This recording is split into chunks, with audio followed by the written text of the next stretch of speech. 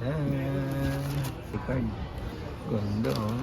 Good day sa inyo mga kuis. It's Kuis Gian. Quick vlog tayo para sa memories. Para dito sa mga sapatos na pipick upin natin. Mga kuis, magpipick up tayo ngayon ng isang product sa Titano.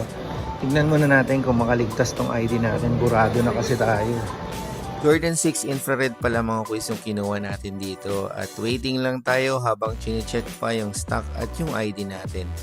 So, lumusot tayo mga kuis. Lumusot yung ID natin. Buti na lang mabait yung nag-release sa atin ng pair. So, ayan, nakapagpa-picture pa tayo kay Sean Ildefonso. Ngayon naman mga kuis, punta tayo ng Mega Mall. May isa pa tayong pick up. Hindi ko pa pala pinakita sa inyo tong pair. Pero nakita nyo naman dun sa video, di ba? Yung Jordan 6 na infrared. Yun yung pinick up natin. Bale, ito namang pipick upin natin sa Mega Mall is Kobe 6 na 3D. Tayo papasok sa ibang sa ibang store ngayon kasi nagmamadali din ako. Para sulit din. Kasi yung battery natin mga kuys. Uy, ang ganda naman nun. Yan mga kuys, medyo matagal yung pagkita ng vlog natin. Nung nakipagkita kasi ako kay Russell. On the way na ako sa Mega Mall. Pick upin na natin yung Kobe 6. Bale, nakicharge din ako ng saglit.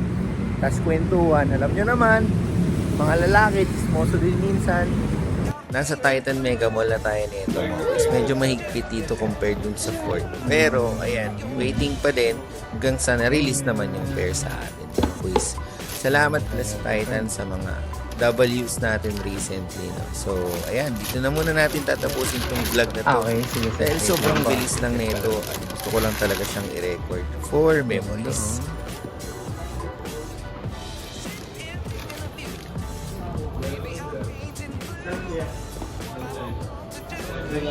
Okay na to.